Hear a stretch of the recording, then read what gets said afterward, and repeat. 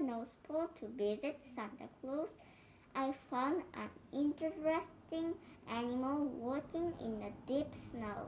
It looked like a squirrel. It had brown, white, and pink colors, and a squirrel face, and a jellyfish body, and four bare legs. So I played tag with it, and I called it Squirlly Bear because I was the first person who found the animal. I carefully observed it working. It liked to eat nuts and seeds, and it lives in the North Pole. Squirrely Bear lived about 10 years.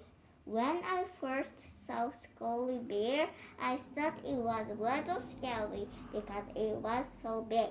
But now I think it's cute and playful. We should protect them from hunters.